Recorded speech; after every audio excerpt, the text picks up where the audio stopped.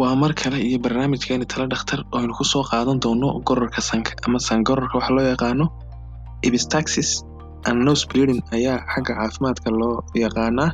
waxaynu ka hadli doonaa muxuu yahay gororka sanku, imise nooc baa loo qaybiyaa, maxaa keena. haddii aad ku cusubtahay channelka ka mid noqo asxaabta channelka nala wadaag barnaamijyada caafimaad ee halkan soo gelin. dhiigga sanka ama gororka sanku waa wax inta badan dhaca. gororku wuxuu noqon karaa mid cabsi leh, laakiin waa naadir inay muujiyaan dhibaato caafimaad oo daran inay jirto.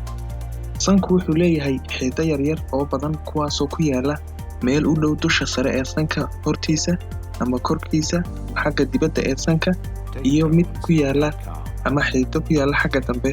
marka kuwa xagga hore ku yaala iyo kuwa xagga dambe ku yaala ayaa noqonaya aad bayna u jilicsan yihiin oo si fudud ayay u dhiigi karaan. gororka sanku wuxuu ku badan yahay dadka waaweyn iyo carruurta da'doodu u dhaxayso 3 ilaa 10 sano. laba nooc baa loo qaybiyaa sangororka.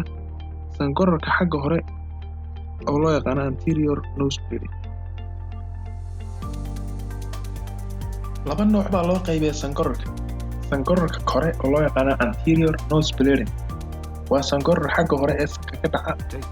wuxuu dhacaa marka xididada dhiigga ee sanka hortiisu dhaawac soo gaadho ay dhiig baxaan. sangororka xagga dambe oo loo yaqaano posterior nose bleeding xaaladan waa xaalad ka khatar badan marka loo eego xaaladda hore, kana dhicitaan yar inta badan oo dhiiggii waxaa laga yaabaa inuu qulqulo dhabarka dambe ee cunaha qofkii uu liqo dhiig badan. taxadar badan oo u baahan noocan loo yaqaano posterior nose bleeding.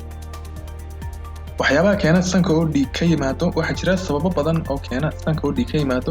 haddii aad leedahay goror sanka oo marmar ah uma badna inaad la kulantid xaalad khatara, laakiin haddaad leedahay mid joogtaa ama isku dhadhow khatartiisu badantay.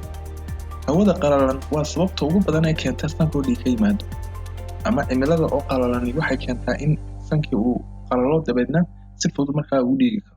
ku noolaanshaha cimilo qalalan iyo adeegsiga isticmaalka mishiinada heerkulka kordhiya waxay keenaan in ay qalajiyaan xoogkii sanka, dabeedna halkaas uu ka yimaado dhiig ama si fudud uu dhiig uga iman karo.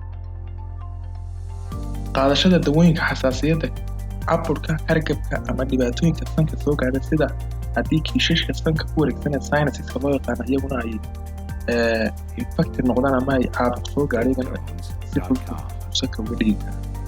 sababaha kale ee caanka ee keena sangororka waxaa ka mid ah haddii foreign body ama walax sankii ay dhex gasho, dhaawac sanka ah oo ay soo gaadhsiiyaan chemicalska ama waxa loo yaqaano chemical irritants, trauma ama dhaawac sanka ah, hindhiso soo noqnoqota, sanka oo faraha la gelgeliyo.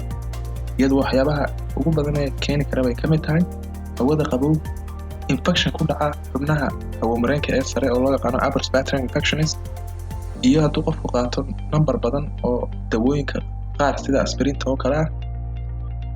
waxyaaba waxaa jira age-ka la xiriiriyo sida xanuunka dhiigkarka oo isna keeni kara gororka sanka, dhiigbaxa, cilladaha ka jira xinjirowga dhiigga iyo kansarka ku dhaca dhiigga. baarista sangororka ama sidee loo baaraa ama loo ogaada sangororka.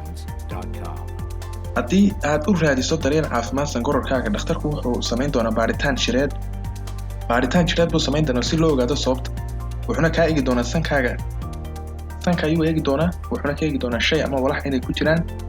waxa uu sidoo kale ku weydiin doonaa su'aalo ku saabsan taariikhdaadii caafimaad ee hore oo loo yaqaano past medical history, iyo daawooyin aad qaadato inay jiraan hadda ama hore. u sheeg dhakhtarkaaga wixii astaamo ah ee kale ee aad qabtid iyo inuu jiro dhaawac dhowaan kaa soo gaadhay sanka. ma jiro hal tijaabo ama baaris oo lagu ogaanayo waxa keena dhiigbaxa sanka. si kastaba haatee dhakhtarkaaga wuxuu isticmaali doonaa tijaabooyin iyo shaybaadh si loo ogaado sababta keentay sangororkaaga. shaybaadhadana waxaa ka mid ah cabir dhiig oo dhammaystiran oo loo yaqaano complete blood count ama full blood count, kaasoo ah baaritaan dhiig si loo hubiyo cilladaha dhiig. qayb ka mid a dhiigga ayaa lasoo qaada, waxaa la eegaa xinjirowga dhiigga oo waxaa loo yaqaana PTT prothrombin time oo partial thromboplastin time, taasoo ah baaritaan dhiig oo lagu hubiyo inta ay qaadanayso in dhiiggaagu xinjiroobo.